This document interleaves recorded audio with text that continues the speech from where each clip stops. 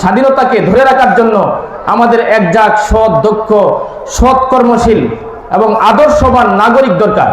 যেই নাগরিক যেখানে বসবে, যেখানে যে দায়িত্ব পাবেন, সে যেন যথাযথ দায়িত্ব পালন করে সততার সাথে, আমানতদারিতার সাথে। কারণ শিক্ষিত মানুষগুলি দেশের হাল ধরে, দেশের বিভিন্ন জায়গায়, এই যে আজকে যারা এখানে বসে আছে ছাত্র হিসাবে, তারাই একদিন এই দেশের বিভিন্ন জায়গায়, গুরুত্বপূর্ণ জায়গায় তারাই বসবেন। শিক্ষিত মানুষগুলি একটা মূর্খ চোর, সারাদিন সারা জীবন চুরি করে, যারা গরু চুরি করে, বিভিন্ন ডেক পাতিল চুরি করে, চাল ডাল চুরি করে, তারা সারা জীবন চুরি করে, কিন্তু এক বেলা খেলে আরেক বেলা খেতে পারে না। কিন্তু শিক্ষিত চোর যারা এক কলমের কোচায় সারা জীবন বসে বসে খেতে পারে। সুতরাং একজন অসৎ, একজন দুর্নীতিবাজ মানুষকে শিক্ষিত করার চেয়ে এই মানুষটাকে মূর্খ রাখা বেশি ভালো। দুর্নীতিবাজ অসৎ মানুষের হাতে যদি সার্টিফিকেট তুলে দেওয়া হয়, তাহলে ওই লোকটা যতটা দেশের মঙ্গল করবে, উপকার করবে, তার চেয়ে বেশি ক্ষতি করবে। কারণ অন্ধের হাতে আগুন দেওয়ার মতো। একটা অন্ধ ব্যক্তির হাতে যদি একটা কুপি বাতি দেন বা একটা আগুনের দেন, বাতি দেন, তাহলে সে যত না মানুষের উপকার করবে, তার চেয়ে বেশি সে ঘরে আগুন লাগাবে। সুতরাং শিক্ষিত হওয়ার আগে, সার্টিফিকেটধারী হওয়ার আগে একজন সৎ, দক্ষ, আদর্শবান মানুষ হতে হবে। ভালো ছাত্র হওয়ার আগে ভালো মানুষ হওয়া জরুরি। ভালো মানুষ না হলে এই মানুষ দিয়ে আপনার যত জায়গায় সে যাবে, তত জায়গায় সে সমস্যা সৃষ্টি করবে। তো আমরা চেষ্টা করতেছি আগামী দিনগুলিতে আমাদের এই ছাত্রগুলি, আমাদের এই কচিকাঁচা বাচ্চারা তো এক সময় এই দেশের হাল ধরবে, দেশের বিভিন্ন গুরুত্বপূর্ণ জায়গায় যাইবে। এই জন্য আমরা সবসময় চেষ্টা করি সৎ এবং আদর্শবান যেন একজন নাগরিক হিসাবে গড়ে উঠতে পারে। পরবর্তী কথা হলো ফলাফল প্রকাশ। ফলাফলের জন্য আপনারা অধীর আগ্রহে বসে আছেন। সবচেয়ে দুঃখের বিষয় হলো ফলাফল তেমন ভালো না। একজন মানুষ সে যদি স্বেচ্ছায় মারা যেতে চায়, কেউ যদি স্বেচ্ছায় আত্মহুতি দিতে চায়, কেউ যদি স্বেচ্ছায় নিজেকে ধ্বংস করে দিতে চায়, এই লোকটাকে কি কেউ আপনি বাঁচাতে পারবেন? আপনি কতক্ষণ তাকে ধরে রাখবেন? সে তো মুরগির বাচ্চা না, যা কাঁচার ভিতরে ভরে রাখবেন। কোনো মানুষ যদি নিজের ক্ষতি নিজে চায়, নিজের ক্ষতি নিজে না বুঝে কেউ যদি নিজেকে আত্মহুতি দিতে চায়, তাহলে তাকে ফেরানো যেরকম কঠিন, আমাদের বর্তমান সমাজের অবস্থা ঠিক তেমন। এর আগে আমাদের স্যার বলেছেন মোবাইলের বিষয়ে, টিকটকের বিষয়ে, টিকটকারের দেশটা ভরে গেছে। আপনার সামনে যদি একটা মানুষ গর্তে পড়ে যাচ্ছে, সে ইচ্ছা করে, আপনি হাত বাড়াইলেন তাকে ধরার জন্য, আপনি সর্বোচ্চ চেষ্টা করলেন, সে নিজ দিকে যায়, এই বাচ্চাটাকে আপনি বাঁচাতে পারবেন? তার চেষ্টা থাকতে হবে বাঁচার জন্য। এই পরীক্ষার ফলাফল দেখলে মনে হবে মানে সবাই যেন ফেল করতে চায়, মানে টেনে হিসড়েও তাদেরকে 5 নাম্বার দেওয়া যায় না, শত চেষ্টা করে পাস করানো যায় না। কারণ একটা পড়ালেখার প্রতি অনাগ্রহ, মোবাইলের প্রতি আসক্তি এবং খেলাধুলা, রাত্রে ঘোরাফেরা। আপনাদের অনেক বাচ্চারা রাত্রে ঘোরাফেরা করে বাহিরে, এটা আমি প্রত্যেক সমাবেশের মধ্যে বলি। এই জায়গাতে যদি আপনারা সরে আসতে না পারেন, আমি গতকালকেও একটা বাচ্চাকে রাস্তায় দেখেছি, হাটে বাজারে দেখেছি ঘোরাফেরা করতে। একটা কথা মনে রাখবেন সবসময়, কোন সন্তান যদি, ছাত্র যদি সন্ধ্যার পরে ঘর থেকে বের হয়, এই ছাত্র কোনোদিন সে ছাত্র থাকে না, সে আড্ডাবাজ হয়, সে হিরুঞ্চি হবে, মদকুর হবে, সে নেশাকুর হবে, সে অটোওয়ালা হবে, সে বিভিন্ন ধরনের নিম্নমানের পেশায় তাকে জড়িত হতে হবে। কারণ যখন সন্ধ্যার পরে ঘর থেকে বের হয়, তার কাছে যে ইয়াগুলি থাকে, তার সাথে যে সাথী সঙ্গী থাকে, তারা অবশ্যই ভালো না। আপনার সন্তানের বন্ধু বানানোর ক্ষেত্রে আপনাকে খেয়াল করতে হবে কাকে বন্ধু বানাইছে।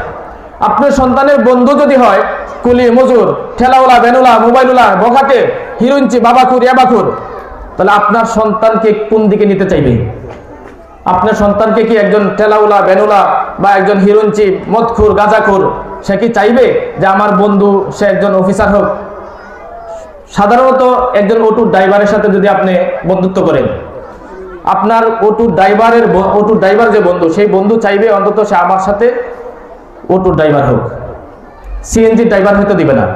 সে চাইবে না যে আমার বন্ধু, আমি অটো চালাই, আমার বন্ধু সিএনজি চালাক, সেটা চাইবে না।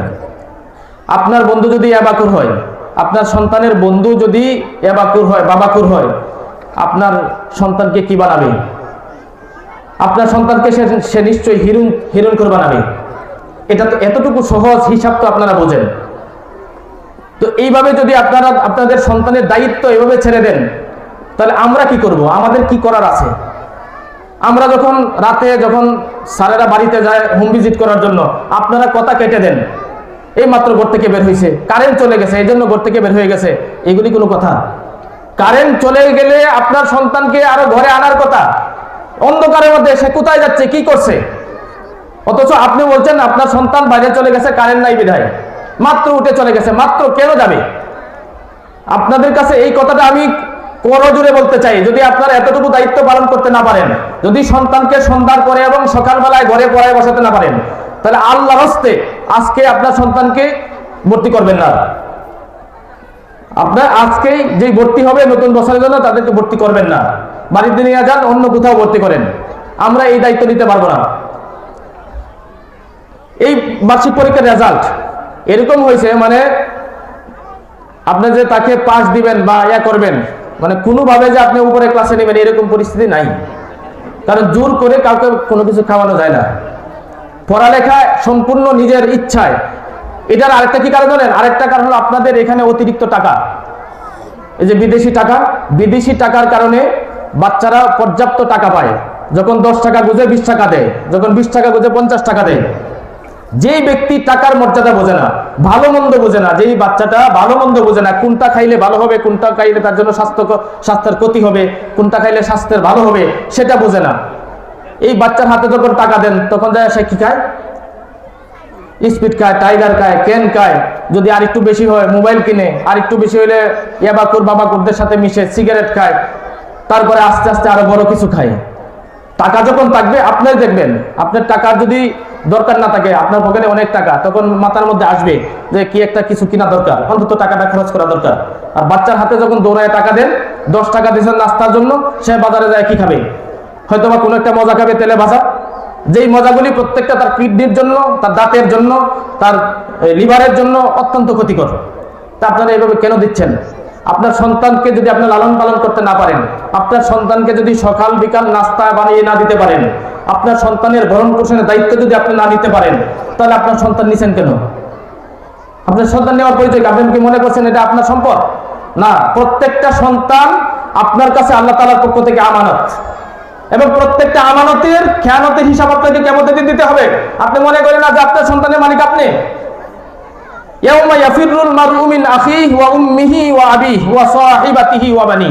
আল্লাহ তাআলা বলেন কিয়ামতের দিন, সেই দিন সন্তান তার বাবা মা থেকে পালন করবে।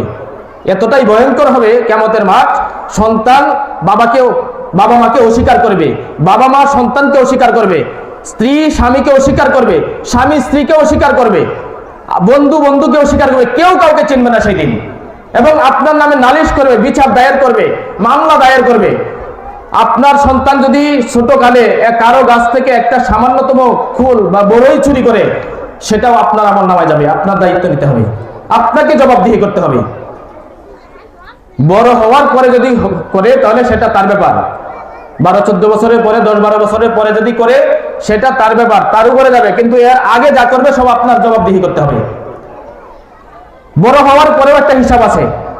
যদি আপনি ছোটকালে তাকে সঠিক শিক্ষা দিয়ে না থাকেন, হালাল হারাম, ভালো মন্দ, ন্যায় অন্যায়, তাকে যদি শিক্ষা দিয়ে থাকেন, এরপরে বড় হলে যদি সে অন্যায় করে, তখন সেটা তার উপরে যাবে।